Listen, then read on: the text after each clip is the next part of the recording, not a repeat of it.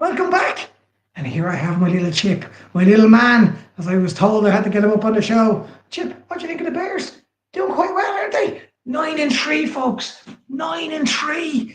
Can you believe it? We haven't been on the show in a couple of weeks, and it's gone from sensational stuff to 9-3. And now, right now, we have the Packers week. And what else could we want to get on the show? Tony abandoned me, I replaced Tony with Chip. But I replaced him with an even better guest. We have Bearlissimo. If you know nothing about Chicago Bears, European fan base, you must know about Bearlissimo. So I have him on. So let's stop listening to me talking. Let's get him on the show.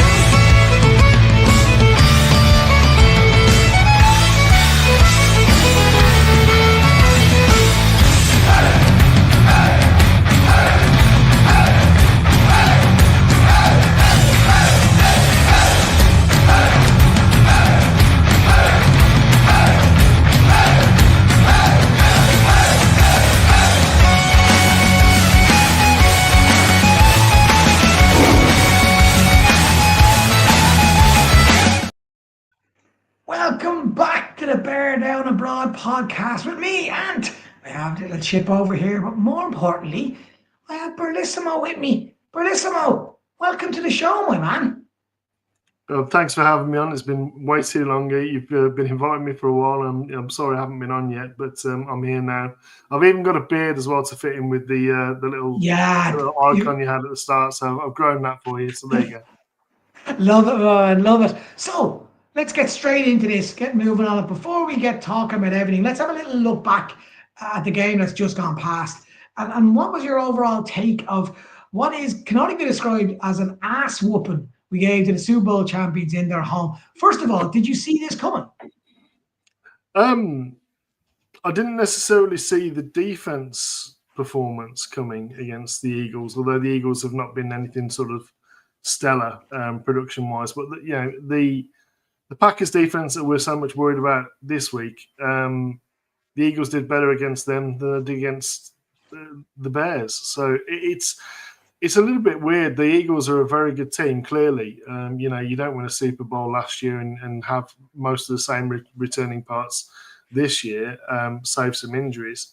But certainly not as many injuries as the Bears have faced on defense. So it was really interesting to see on both sides of the ball, which was the bit that I've been crying for years, that we were controlling the line of scrimmage. And that really was the biggest difference between Bears of old and Bears as we are now, is that we really owned the line of scrimmage on both sides of the ball. We reset it on. We had our will on those trenches on both sides.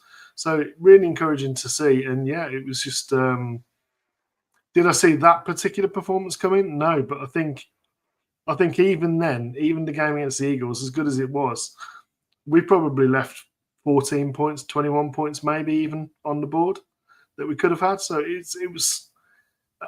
I can't wait, and if it all clicks, and hopefully it clicks this week against the Packers, because I can hate the Packers. I bleeped myself there. Love it. I detest them with a passion. I can see us not only competing, but I'd love to go to Lambeau and stomp them. And what's great about this is that for the first time that I can remember heading up to Lambeau, I've real confidence in us putting in a performance first, and then going and really giving us a shot to win the game. Not out of hoping that something might happen, or the luck that everything has to click perfectly and they don't have a good game. I can see us right now, if they perform to their best and we perform to our best, I can see us winning the game. And that's the first time I can say that about this. And it's coming from a belief, not just amongst the head coach, but all the coaching ticket. And getting you on it, I'd be really intrigued with your knowledge, and especially around offensive line play and defensive line play. What's your take on how we developed as a full offensive line over the whole season? Do you think that's down to coaching, also the introductions in the off season, or is it a mixture of both? I think there are no simple answers to complex questions, and so with that in mind, I think it's a multifaceted reason why the offensive line and why the offense is working as well as it is. And the same goes for the defensive line, but more so for the offensive line. I think what we're seeing better coaching. Dan Rashaw clearly is a better coach. and has improved the guys that are already there. We see that in Darnell Wright. We see that in Jonah Jackson. We see that even from the tape that we've seen historically of Drew Dorman. What he was at the Falcons was a decent position blocker, but not very much of a pass blocker at times. At times, there was a chance that he'd get sort of overpowered. He's been single blocking guys this year that you would think, like Jordan Davis. I mean, everybody struggles against Jordan Davis one-on-one. Yep. And yet he not only did he keep position, he was actually getting some movement, some push. So it's, the coaching is there, but the coaching doesn't really, without a scheme, it makes it harder for the offensive line. If you're always in pass pro, if you're always in a two-point stance, for example, as a tackle, it's much harder to come off the ball and go downhill than it is to go back into a pass set. So everything's built around you passing first and running second. Well, we're seeing the Bears with the intent and with the commitment to running the ball, to getting under center, and being under center for Caleb Williams, it really does. It puts a stress on the defense because not only is Caleb mobile, which also helps the offensive line, it's all of these component parts that really, when you put them together, it makes it easier for a unit to know that you're going to be coming off the ball. You know where you're going. You know the snap count. You know all these things that are going to help you. And then when you have the same offensive line work consistently, which from left guard to right tackle, we've pretty much had a consistent offensive line all this year. And Ozzy Trapillo, I think, is or Trapillo, however you want to pronounce it, I think he's shown enough already to tell us that he's going to be the left tackle for not only this year, but potentially subject to a first-round pick on a left tackle. I think he's going to be the guy that we sort of solidify in there on that position group, because he's improved over the last 2 weeks that he's been playing left tackle as well. So, the individual parts, but when you put them as a collective, when you put them in a scheme that's cogent, when you give them an idea that this is where we're going to be going, we know where, no matter what the front is in front of us, we know who we're doubling, where we're going to, and how we're going to be coming off the ball. And that really does mean you can play with not only confidence, but aggression, because offensive line starts with offensive. And it was offensive to watch at times, in the last 4, 5, 10, 30 years. But what we're seeing now is an actual and offensive mindset where we're going to come off the ball, we're going to knock you on your back, and we're going to bury you. And more power to it. Let's see more of it. And I can't wait to see Micah Parsons on his arse this week, as well as Rashawn Gary. I 100% agree. What I've loved when I was looking back at tape myself today was how, when you spoke about the scheme, stuff along the lines of where you were seeing Cole Kmet being joined in, and suddenly you were finding Joe Tooney getting to the second level, and that creates even more holes and creates space. And suddenly then we're giving our running backs the opportunity to go out and show. But there was a great one as well. I think it was Roma Dunze or Luther Burden is getting involved in a chip block, which creates that hole, which allows our offensive line to get to that secondary level. I know you have videos to show us in a minute, but from my perspective, that's really impressive that the whole team has bought into this run game specific element, that it's not just your offensive line and your tight ends helping out. It's coming right across the board. Yeah, I mean, there was times where one of the guys that I really missed on the Bears as a wide receiver, not only as a wide receiver, but also as a blocking wide receiver, was Darnell Mooney. Yeah. And we're already seeing Luther Burden with the same sort of intent on the edge of just not only hitting an outside linebacker or D end, but wanting to, really give them some mischief. And that's wonderful to see. But also, we're seeing Rome Adunze, and basically he's coming in sort of B gap blocking. So between guard and tackle, coming in and inserting, leading up through a hole for a running back, and not only sort of just holding position, but displacing people. It really is on all levels that the intent and the fundamentals and the will and the want with all of the blockers from center to wide receiver is what's making it work so well. And the scheme I've only chosen 5 plays, but it's 5 plays that really shows you some of the smarts of Ben Johnson, but also the information that it gives not only Caleb, but the offensive line and the wide receivers as well. So it's really encouraging stuff, and love to see a wide receiver going up and smacking somebody. There's nothing better. Yeah. Do you want to get into these then? Do you want to get into the plays that you picked out? Sure, and see if sure. we can get it up. So do you want me to put it up there and you walk them through, or do you have it set up yourself? Yeah, we've got it set up. So if you want to share the screen and we can be two little dots on the side and we can go through it. But so first thing first, before we actually get into the play, when they're in the huddle, what they're going to see is one tight end, two tight ends, and one running back. So 12 personnel already, which means you're going to probably be in base or you're going to be in like a heavy nickel. So what we see here is 3 down linemen, 2 outside linebackers. We see 2 linebackers on the field, and a guy, Cooper DeJean, who can play sort of that nickel, safety, whatever you want him to be. And what they tend to do is they're trying to use him as a piece that they can match, and they play a lot of match coverages. But what this does tell already, before we start any motions, what it tells is tight end widest here, which bodies are we going to get? We're getting the cornerback and we're getting the cornerback. Okay, so first things first, we see 2 cornerbacks go out, and then we get a shift. So this is a shift. This isn't a motion. This is an exchange of formation. So we're going to get Cole coming here. We're going to get Durham Smythe coming here. And then so here goes the fullback. So all of a sudden, from going half back in the backfield in shotgun, now we've got I formation. We've got wide receiver here, tight end left. So we've got strong left now, I formation left, and we're sort of quite tight in. So we're now bunched. So we've gone from being, tight end out here, tight end out here. Everybody's stretched out, and we know that this now is going to either be zone or it's going to be some sort of match coverage. And you've got 2 safeties, so sort of middle of the field open. So this is all information you're getting before we've even snapped the ball. So then we're set from the exchange. Is that the end of it? No. Okay, now we're going to put a motion. So we get a shift motion here to the left to change the strength over to there. And then from there, we get Tooney come out and block the edge. So Tooney comes out and kicks here. And it's just everybody just zone block, zone block, zone block. We're going to get Cole Kmet down here to the second level.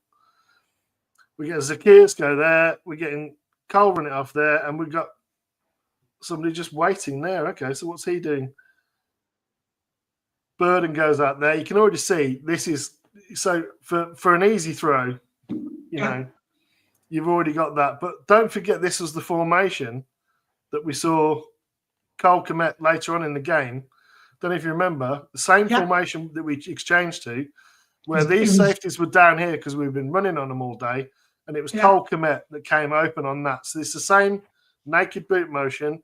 It's the same receiver coming out that side, but previously the other tight end came back across this way, and so did he. And that's the difference. Is these are all plays off plays.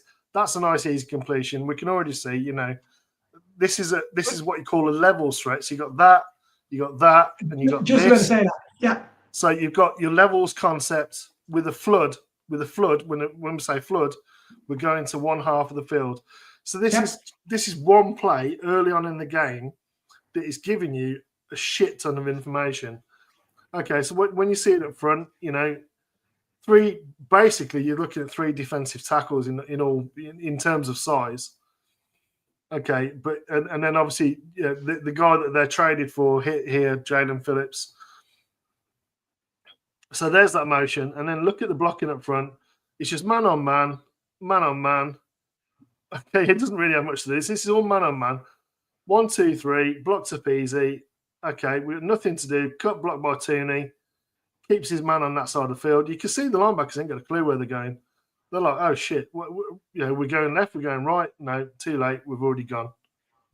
But isn't that what they, as you said about Swift, that was then creating the problems down the road if you're an Eagles defense, because you don't know what's coming, because the run was so dominant, and then you had, as you said later, Kmet falls out. So that's also the genius of the scheme, that they're showing you the same reads, but they're creating it in a totally different way, and Caleb can pick and choose his poison.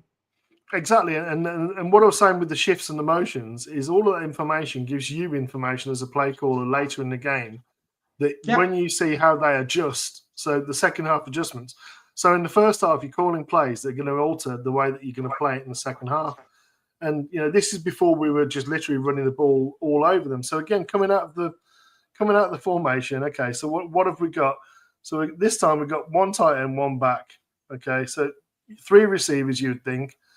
Only I think you've got Burden that side, and I think it's DJ Moore. You got Roma Dunze there, Colston Loveland.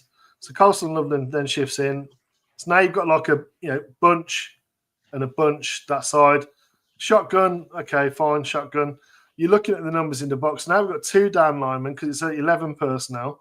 We've got 2 instead of 3 and 2 outside linebackers. So they're in nickel, 2 backers. We know they've got an extra safety on the box. Okay, so we had Loveland out there. He's exchanged in. We've still got the corner as the most outside man. Corner was most outside man. Corner is still most outside man.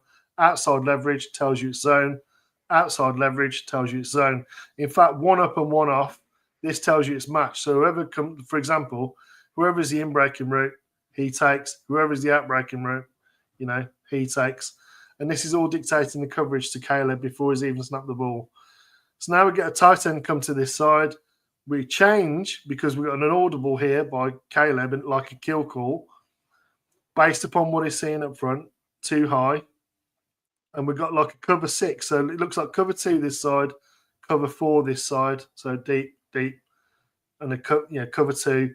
But then this is either going to be some sort of man, or you got 2 coverage. So we know both of these guys have got coverage responsibility, and we know this linebacker is now. That's the reason why we're changing this halfback over, is to see what the linebacker's doing. If you notice, the Mike, who's now identified himself, he's the Mike because he's telling them where to go. He changes the strength up front. Okay, now we've got 3 to this side against 4, and we've got 2 this side to 3. Okay, so we're set up pretty well for a run here. And there you go. And that's all off the motion, all off what you see up front. So there goes Luther Burden. Okay, so Luther really Burden, cool? We see Cooper DeJean go with him. Go on. Yep. Isn't that really cool, the way that Caleb is able to orchestrate that as well with the kill call, knowing what he's looking at? He's reading the defense a lot better than he would have done previously.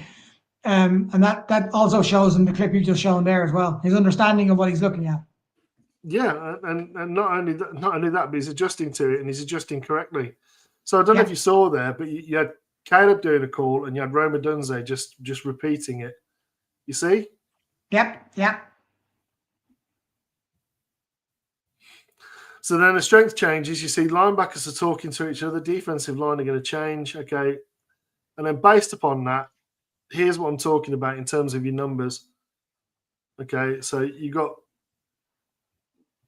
if you're talking body on body, you've got 1, 2, 3, 4, if you want to go that way. And then if you want to go this way, you got, that, and then he comes down to second level here. And then what you see is linebacker comes up to blitz, which is easy money for Tooney. Drew Dolman just with a seal block. So Tooney, watch what he's doing, and I like what Trapillo does here. It's a good, and again, already we're seeing Trapillo, who's like 2 inches taller than Braxton Jones. He's playing lower, keeps his ass low, good power position. That really is teach tape there by Joe Tooney in terms of position block. Just stays in front of his man, the Kobe Dean linebacker. It's too late because he's when he got Swift running with the intent that he did at the weekend, it's really wonderful to see. Anything to say before we've got on to the next one? No, I think what I loved about it is the confidence that creates with your running back, because now your running back knows that there's a hole, so now he's already operating and he's running against either a safety, a cornerback, or a linebacker that's left there, so he's not getting mushed at the front of the play, and it also creates a doubt. Big one for me is you're up against Vic Fangio, so it's not like you're up against some bum defensive coordinator. This guy is one of the best, if not they call him the Godfather, and we were. By making these calls, we were making them have to think about reacting rather than their positional sense, meaning we have to react to it. Does that make sense? That we're dictating exactly what we have to do, and they have to try and match that. Love it. This is the difference. Is that the defenses that Caleb has traditionally had his struggles against are the ones that try and dictate what's going to happen and the tempo of things. So they're the ones that come with, the exotic blitzes. They're the ones that come with the late shifts and movements. They're the ones that are going to cause the problems from that point of view. Well, Fangio is definitely of that type, and he's very good at it. We've seen that, back in the days where we had a Keane Hicks on the defensive line and we had Fangio as a defensive coordinator. We were dictating what we were doing on defense to the offense largely, and that's what's been happening with the Eagles defense. But it was just so different this week, and it's again, so pre-snap information, 11 personnel, one running back here, which is Monongai, my guy, your guy, Monongai, Cole Kmet at tight end, and just the base of offensive line. And again, they're in their nickel look, 2 linebackers, 2 down linemen, 2 outside linebackers. And again, information, we've got a bunch there. Cooper DeJean is the one that travels. So he really is their Swiss Army knife. And then when we see DJ Moore he's going to go into the backfield as that. So he's in the Durham Smythe position we saw earlier. Yep. So, yes, it was Durham Smythe last time. Now it's DJ Moore. Okay, what happens off the back of this? Then we see a second motion after we see the linebacker shift. Cole Kmet changes the strength completely to the left. And then this time is where we see this naked boot again with Calais. So we've got the front side action. So this is front side. It looks like zone blocks. Everyone's zone blocking down this way. That's what is the front side, but it's with the naked boot. So if you imagine this going the opposite way, that's what's going to be the touchdown later. And again, here's where we see DJ Moore. He's the one that comes across here. You got Roma Dunza going there, and then you got a deep route over there. Cole Kmet coming over there, and then the back side of it, you just look at it, and it's just, for the defense, it's just it's a nightmare for them to try and think about, because there goes the exchange. Everybody goes away. But then this outside linebacker is going to have responsibility. Don't forget, if it's a pass for the flat. Plus, you've also got the threat of Caleb coming, and you've only got 2 here, and you've got 1, 2, 3 with Caleb potentially against 2. So he's got to respect this boot action. He's got to read it. And it's that there where DJ Moore goes out the back. He's got to check him. And just look at the gap there. I mean, that's just, And then Kyle, doing what Kyle does, just gets north and south and just runs people over. What I love about it. I heard a good analogy for him, a bowling ball made out of knives, butcher's knives. What I love about this as well, though, is, as you said, it's creating so much doubt because of the strength of Caleb as a runner, but also then using what you have with Roma Dunze, with DJ Moore, not just as wide receiving threats, but also as blocking people as well. So as you said, that linebacker you're putting all the pressure on that linebacker to make the right decision. And if you're coaching to him, he did make the right decision, because if he then sucks into while he was seeing the hole, and suddenly DJ is wide open and it's 3-on-1 or 3-on-2, and now he's getting questioned. Well, why didn't you go with the action of DJ Moore? Or if Caleb holds on to it, suddenly it's 4-on-1 almost, and that's a touchdown, and the linebacker's getting eaten in the film room because he didn't respect that. So what I loved about what you're explaining is you're putting pressure points on specific elements of the defense to make the right call when they've got 2-3 options to make in an instant call, while watching their defensive line getting absolutely mullered. So brilliantly well put. Yeah, and it really is that sort of, if you don't respect it, expect to see it. And that's the thing, is that, when Green Bay are looking at this tape, they're thinking, oh, God, we've got to watch for that. We've got to watch for that. We've got to watch for that. It could be any one of these 3 things. And what clues are we going to look at? And it's then becomes paralysis by analysis. And the more you make somebody think, the less they're able to react. And that's just if anybody wants to know where that sort of comes from, there's a Nobel Prize winning economics, Nobel Prize winning psychologist, Daniel Kahneman. And he talks about system 1 and system 2 thinking, where thinking fast and thinking slow. Well, the only time you can react fast with accuracy is when you're an expert and you know everything that's there. If you're having to think, you really are going to be so much slower to react. And when you do react, if you guess, you're probably going to guess wrong. And that's the thing, is that's what we're doing to defenses, is we're saying, okay, I mean, just coming out of the formation here, you can sort of say, yeah, where are we going? Okay, who's going to move? Okay, so we've got one move already. That's the tight end that's moving. So he moves into the backfield I formation now. Anything else? Okay, now second motion, and it's a fast motion. Zacchaeus coming across. So he jets across. You see this exchange. That's what you call a roll. So you're getting a safety now on the outside, and then the nickel is now rolled to safety. So you've got 3 high, but now you've got a safety on this side, corner on that side, and a corner in the middle of the field. So that's a problem for them later on the pass. And then not only what we talked about previously with the previous play, where the defensive end has got too many options that he's got to think about, we're seeing it again. Durham Smythe completely ignores him. So he's thinking, oh God, why is he ignoring me? So he goes past him, and then you get this block here. So he thinks, oh God, it's going to be a pass. It's going to be a pass to Smythe here. You've got DJ Moore coming under here. So if he goes with Smythe and he goes with him, who's covering this? Because it's not any of these guys. Okay, and then we've also got the ball's been handed off to DeAndre Swift on the backside action, and he cuts up, and it's just if Rome just comes to the nearest threat here, he doesn't. He goes to the safety, and at the end of the day, it doesn't really matter because he just makes him miss. But then if you're going to go to safety, you need to go to where he's going to be going, not just run at him.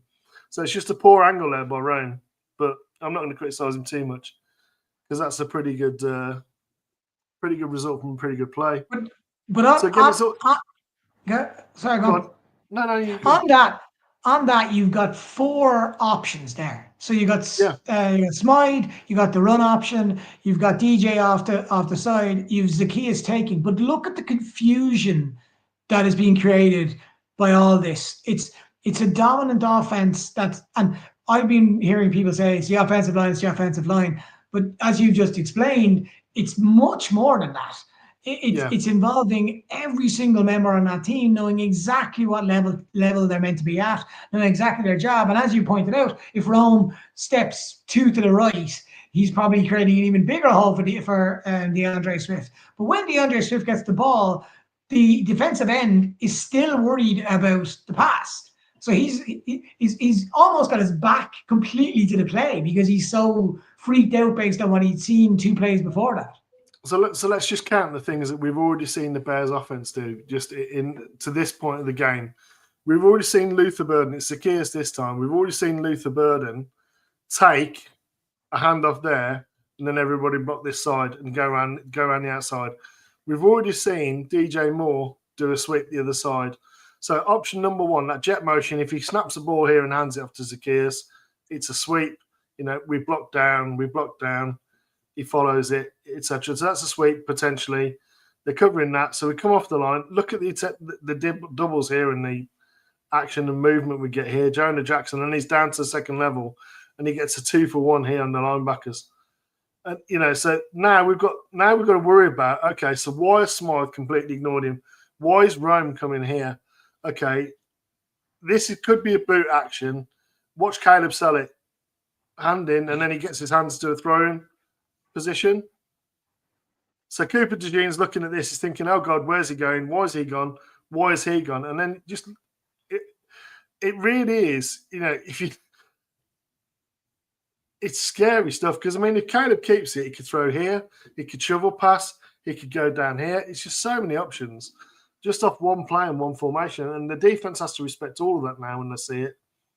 And you've got Durham Smythe on the edge blocking a Smurf, a cornerback on the edge. It's just. But look how far up Cooper DeJean is.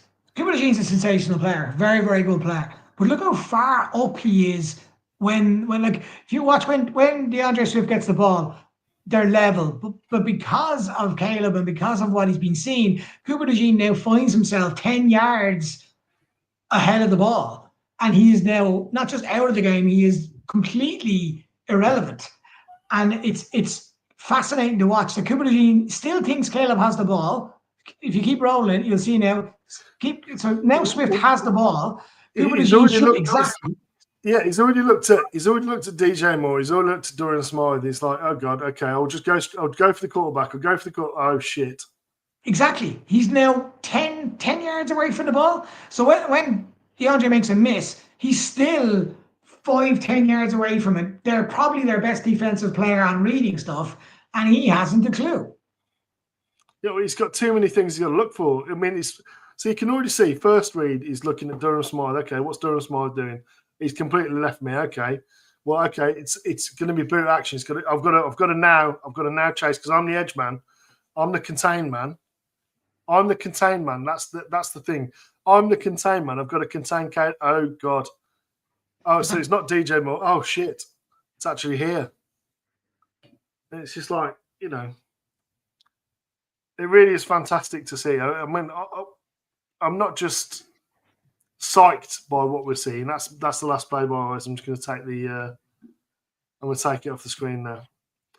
I'm not just psyched by what I'm seeing. It's like it really is exciting, and that's the only way I can describe it. It's exciting to see.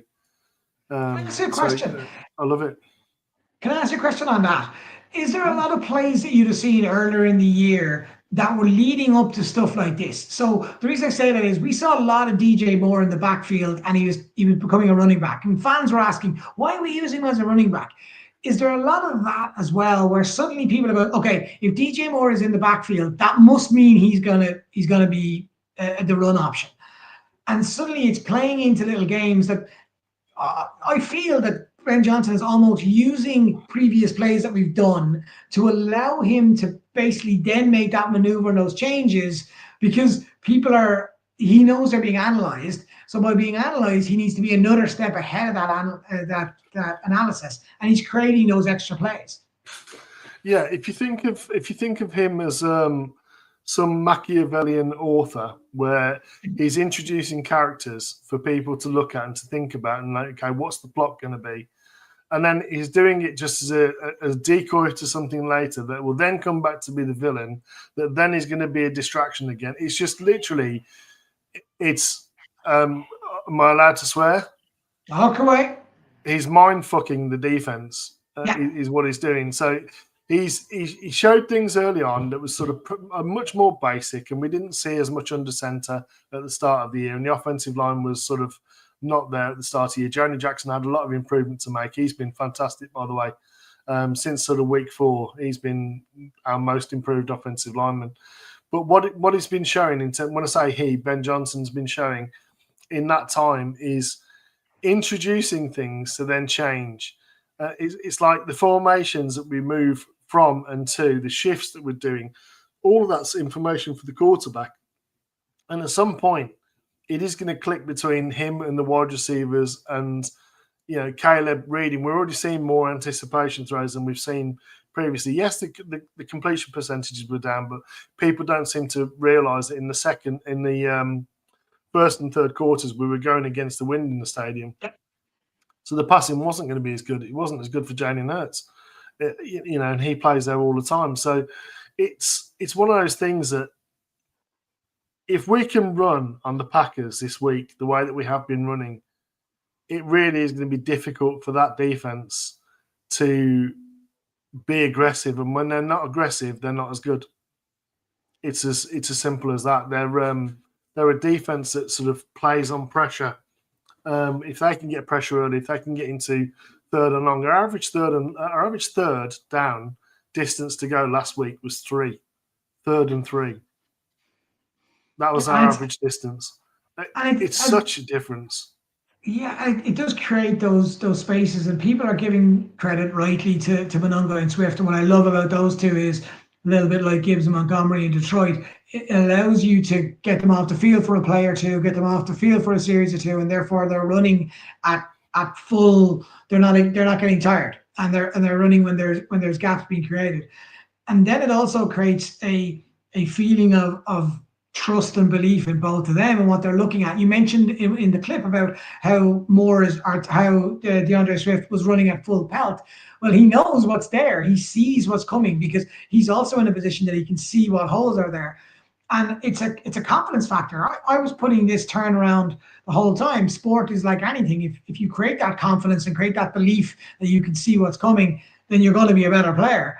And I think fans, and it's brilliantly well put by you, fans are always looking at, oh, the run game is good because we've got our inside offensive line working, and we've got our running back now suddenly working, and he was terrible last year. Well, he was terrible last year because the scheme wasn't right, and the play calling wasn't right, and the deception wasn't right. So the defense was always one step ahead because we were reacting to the defense's play calling. We were reacting to whether it's blitz, whether it's like cornerback blitz, whether it was players coming off the edge. Now we have an offensive line right now that is giving us that opportunity, adding in the scheme, adding in the play threats everywhere. It's so enthusiastic to get this going. It's so enthusiastic looking at this. One of the most frustrating things for me over the last 4 years that we've seen the Bears is the amount we've been running out of shotgun historically up until this year. The amount we've been running out of shotgun. Well, guess what? As a defensive player, when I'm looking in the backfield and I'm seeing a quarterback take a shotgun snap and then he's turning his body to his back because he has to catch the ball first of all, then he's got to locate where the back is. Then he's got to put it in the breadbasket. I can see all of this. There's no deception. When a quarterback is under center and he snaps and he turns his back to me, I don't know what he's doing with the ball. I've got to then check to see what the guard's doing. Then I've got to think where the running back's going. Then I've got to think what my responsibility is. And a minute I'm thinking, I'm not reacting. And it's the same for the guys on the edge. If I'm a guy on the edge and a blocker comes at me, a tight end comes sprinting at me from the backside, I'm thinking cut block, but then he goes straight past me. Oh shit, do I need to chase him? Am I still the edge contained? I'm thinking. And that's what we're really doing is we're making cornerbacks think. We're making safeties think. We're making edge linebackers think. We're making DMs think. We're making defensive tackles think. We're making Mike linebackers who are making the call think. And the more they're thinking, the less they're reacting. And the less they're reacting, the easier it is for the offensive line to get their combo blocks in, to get down to second level, for our receivers that are blocking downfield to locate their targets and get to position. It's making all of that easier. And the longer it goes on, because they've now seen plays that work, they've now seen plays from formations that work not just one way, but multiple ways, that's making you having to think. And the more you're having to think, the less you can react. And that's it just feeds, it's that snowball effect. The more you get into someone's head, the more they have to think about, the less they're able to do. It's no different to, if I ask you to add 1 + 1, 2, if I ask you to times 14 times 37, now all of a sudden you're thinking, your heart rate increases, you start looking up or away, you're having to try and cogitate all of the information that you're seeing because it could be multiple things. Can you trust what you see from that motion? Is it what you thought it was? Is it the play that you thought it was on the tape, or is this something different? And that's where we're at. Ben Johnson is playing 4D chess, and the offensive line are benefiting from it, and the running backs are benefiting from it. I've never seen in his entire career DeAndre Swift run behind his pads the way he has the last 5 weeks of the season. Yeah. I haven't seen it in his career. And all of that's because it's this perfect storm of a coach that not only knows what he's doing, but is able to work on these levels of, I'm doing this to set up that, to set up that, to set up that. He's playing chess 5 moves in advance, 6 moves in advance, 7 moves in advance. And the guys that are the chess players on the other side, the defense, they don't know what the moves are going to be. We know what it's going to be pre-snap. And that's the difference. It's honestly, it's so refreshing to watch. Everything we've ever hoped for, we're now getting. It really is a great time to be a Bears fan. I just don't want them to fuck it up this week against the Packers. Just don't fuck it up against Packers. Bury them, stomp on their necks, smash them to bits. I couldn't agree any more than that. What I will say as well is it's also creating an opportunity down the road with our passing game, because what you now end up having to do is you're going to have to fill the box. You're going to have a situation where you're telling your linebackers to be patient. So that'll reduce the amount of blitzing that's going to happen. You're going to have to force your linebackers to say to them, you stay there pretty much almost irrelevantly, which then makes it a lot more opportunistic, which you spoke about earlier on, where more opportunities to pass football is going to be created. So you do more play action, you're going to get even more thought processes going in, because at the moment we're questioning the linebackers, we're putting real pressure on that edge. And look, Micah Parsons is a sensational player, but Micah Parsons, when you get him thinking about other than I'm just going to run after the quarterback, suddenly you get him thinking out in the backfield, and you're going to create more opportunities. Run at him, run at that space. Also, Packers are down a big name defensive lineman who got injured against the Lions, which is also a big part of their run defense. Now you're going to be, look, the focus, in my opinion, if I'm the Packers defensive coach, my focus is on stop the run. Stop the run, try and see if we can get Khaled to beat us in the air. Well, what you're doing based on what you've just explained is that, one, more difficult than you think it is, and two, it's creating so much more opportunities. Wyatt, thanks very much. You're creating so much more opportunities to get the ball in playmakers' hands. And this is my next point. We haven't seen these playmakers really explode yet. We haven't seen a real explosion from Burden or Moore and we have from Loveland, obviously, from DJ, from Rome a little bit. And I think this could come out really soon. And if that happens, if that clicks, because of the space created by having to stop and respect the run, this could avalanche pretty quickly. Yeah, I mean, what we've seen on tape from last week, what we've already discussed today is, like, in the huddle, you've got one thing. So you see the Bears come out with 3 tight ends and 1 wide receiver and 1 running back. Then all of a sudden, from going to that, you've got 3 tight ends split wide. You've got a wide receiver in the backfield, and you've got a halfback wing. Then all of a sudden, they shift to something different. And all of a sudden, it's something different again. And then you're thinking they're going to run down my throat. And then it's a play action. And then it's a delayed release. And then it's just, you can't trust what you see from pre-snap information.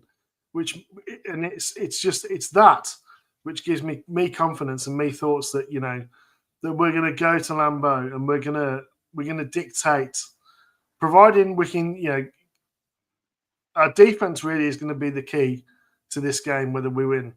I've got confidence in our offense putting up points against the Packers. I do. I've got confidence in us putting points on the Packers. What I don't have confidence in is, the Bears are going to have to stop their running back. The Bears are going to have to get pressure on Jordan Love. The Bears are going to have to make sure that, we're making their wide receivers pay. And that's going to be, I don't want to shoot out. If we can run the ball consistently, I don't think the Packers can run the ball the way that we do. And, much as I'd love to see Caleb throw for 400 yards, I'd rather him throw 6 passes and they're all for touchdowns or, for big plays that really help us. I'd like to see efficiency, and efficiency, I think, is what we, rather than thinking about what the stat line is and trusting what the stat line says, just think about the efficiency of what you're seeing in the offense. And I think that's going to be the key. And on defense, I'd just like to see us try and dictate to them. I can't wait till we've got everybody fit. We've not had everybody fit on defense all year long. So, the minute that happens, it's going to be a problem for the other teams that we're going to be facing. I think as well, what's really interesting for me is that the amount of time of possession, the possession stats that we had against the Eagles was insane. 40 minutes. Almost double what they had. We do that up in Lambeau, we win the game. I do rate Jacobs. I do rate what they do. I think their performance in Detroit was really, really good, even though Detroit was banged up. So we're not playing against a bum team. But what I really, really like about what we're trying to do, even on defense, not just the takeaways, but Dennis Allen has created a confidence in that. We've suddenly seen linebackers who are 4th choice, 5th choice. People forget that Nishan Wright was our 4th choice cornerback going into the start of the season. And you're looking at those elements of that. We're not going to go up against the wide receivers of the class that we have that we faced against, whether it's the Bengals, whether it's the Eagles. These wide receivers that we're up against are good wide receivers, but there's no one on that team that would make me terrified, especially with Jalen Johnson another week back. You've got Kyler Gordon, who I think what you'll see a lot of is CJ Gardner-Johnson and Kyler Gordon on the field at the same time. And you see I love that thought, to be honest. I I love it. Against the Packers. The thing is with Packers, they've got 4 decent wide receivers, same as the Bears have, but they don't have the Tucker Kraft's out, so they don't have the tight end that they previously had. Their offensive line is hurting a little bit, so we do have some opportunities there on defense, and I think that's going to be the difference. Is I really would like to see us, dictate that line of scrimmage again. I'd love to see. I'm not sure if Billings is going to be fit, but I think he'll make a huge difference for us if he is. I really do want to see us, get in the face. I don't want to see free releases from their wide receivers. I'd like to see us up in press, and I'd like to see us. I'd like to see us show zone, but when you show zone, but you've got both Gordon and CJ Gardner-Johnson as your 2 nickels on the inside. Well, both of those guys can blitz. Both of those guys can cover. Both of those guys can run, and both of those guys can hit. And I'd like to see. That really is a tool that I think is waiting to be unlocked and used. So I can't wait to see it. And Kevin Byard's been absolutely sensational this year. Yeah, but even Byard, what he's done for Brisker, that's the part that people forget. Byard's not walked him through the game, but helped where Brisker's concentration levels sometimes get questioned. Brisker's improved based off Byard's experience beside him. But I think you'll find Gordon blitzing a lot. I think you'll find a lot of the pressure for me. Montez Sweat has improved, but I think everyone knows we've got that difficulty at the other edge to get that pressure. I think you'll find the pressure will be coming from Kyler Gordon, which is where Tremaine Edmonds is a big loss right now for this game, especially because that's another big body in the middle, especially when they don't have their tight end Kraft, and that's where I think you'll find the pressure will be dialed up by Allen in different ways, not your stereotypical way. I think Dennis Allen's been brilliant in how he's been able to hold this with sticky tape together and create different levels of smartness on how we're attacking. I also think, and I'd like to say this too, because I've been critical of him, I think Grady Jarrett's improved in the last 2 or 3 games. I think he's definitely there getting closer to what we had hoped he was going to be. I'd still like to see more pressure off the inside from Dexter. Billings, I love Billings for the money we're paying for him, what we've got for him. Still go back to when we draft or we traded for him. People got him as free agent. People were laughing at us saying, "Who is this guy?" I think he's been very, very good for us, and I think it's important he plays. But I think you'll find pressure will be coming from all over the place. And I love Dennis Allen's approach of not what we had with Matt last year, which was let's just sit back and hope we can survive. He's going, okay, it's 3rd and 8. We're just sending the house. And if that means we can see the touchdown, we can see the touchdown, but we're sending the house because I'm confident in the ability of these guys. So it must be fun for the likes of CJ Gardner-Johnson and Kyler Gordon and the likes to just go, do you know what? This is fun playing football. A couple of good questions in the chat. Crimson asks, is Byard an all-pro this year? Well, I don't see many safeties that are playing both run and pass better than he is. So for me, absolutely, he's an all-pro this year. Booker, Broski Bear mentions Booker is an upgrade over Dyer. Booker, I think, is going to have a week this week. I fancy him to get at least a sack and a half this week. So it's going to be the Packers are going to have to rely upon quick game, I think, initially. And again, like I say, if we can get them a little bit more one-dimensional, particularly if we can get them in time and possession, and we can get some points on the board and chew up a lot of clock, that's going to put them under a bit more pressure. And the more you make them one-dimensional, the easier they are to play, and that makes things a lot easier for people like Booker and for Montez Sweat on the edge. You make them one-dimensional, you can just tee off and go.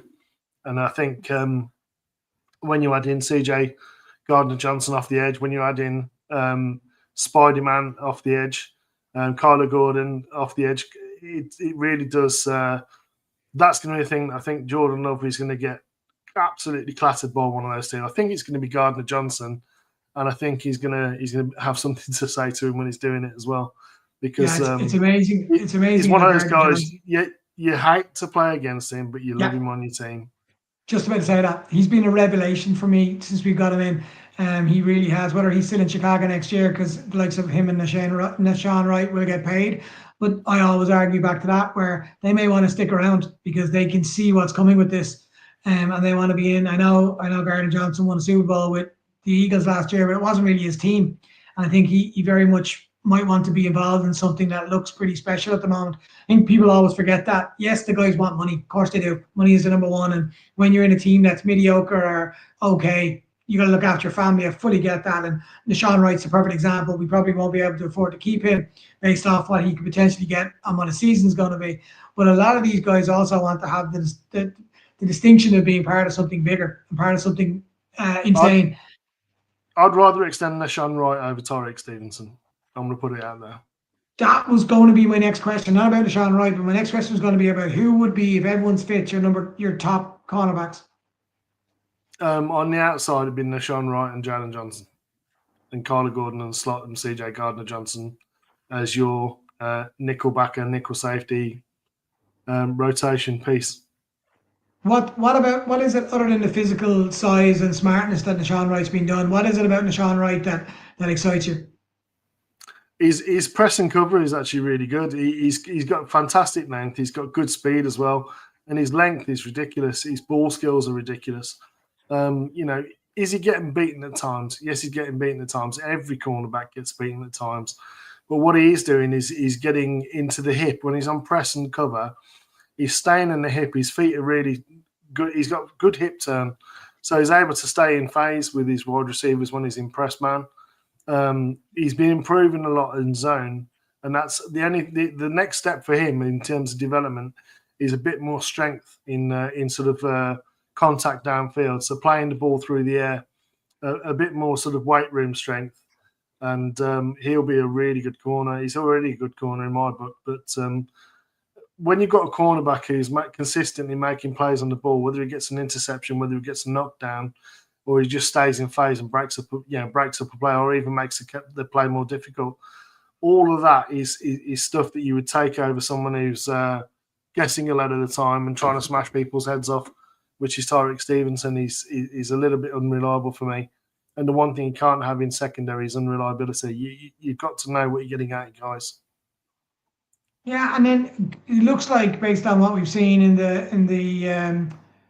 on X and Twitter or whatever you want to call it, that it looks like we may get some more cover at linebacker with TJ Edwards and Noah Sewell both limited for training and expected to be back hopefully for Sunday. What's your take on what you would do at linebacker now? Would you put them straight back in? Are you want to count with those two? And based on what you've seen with Jackson and with Amen, are you kind of working those four together as a quartet? Or are you saying, do you know what, we need our best players on the field this week. We need TJ, we need Noah Sewell out there. DeMarco Jackson's been arguably our best middle linebacker based upon what the position asks for out of this defense. That might be, a bit of a hot take or a sort of a thing that a lot of people question. But based upon coming down and playing blockers in the A and B gap and C gap, he's been fantastic at that. In terms of coverage across the middle of the field, he's been very good at that. In terms of chasing people down out of the backfield, he's been good at that. And I think if you pair him with TJ Edwards, then I think you're going to have the best two of what we've got available. Sewell, for me, is a sort of a strong side linebacker, goal line type linebacker. He's not as reliable in the past, but he would play above Ayman Ogbonmamiga for me. But Ayman's been very good as a will linebacker. He's got good speed. In the past, I've been very critical of his pass coverage, particularly in zone. But again, I think it's being coached up better, and I think they're starting to understand where threats are coming from. And you see the linebackers now not only drop into depth, but drop into depth and checking where the threats are going to be coming from. And that's something we've not done, since the days of Lovie Smith. As a defense, we've not played linebacker zone very well at all in certainly the last 15 years. So it's something that, when you're looking at linebacker 4 and 5 or 5 and 6 or whatever it is that we're currently on, they're playing really well. And I think DeMarco Jackson's earned the right to stay there at the moment, and certainly in terms of, until Edmonds comes back and he's fit and ready to take those snaps over. I think you keep him with the green dot, you play TJ Edwards with him, and you're happy as Larry. Yeah, I think what's great about that then is then you have the depth, as you said. If we're suddenly inside around 10, you've got a guy like Noah Sewell, as you said, who is that smash linebacker who will be right there to block any holes that are created inside the 10. And then you've got Amen as your kind of guy that's there if you need to bring him on if there's an injury or if there's something that you need to panic out. And I think depth is something we've been asking for. I think we've seen that by need because of the injuries that we have. We suddenly are getting a much better idea of what we have, not just inside your starters. You've now got this level of depth and a bit of experience for those guys as well. So they know what it's like to be in big pressure games.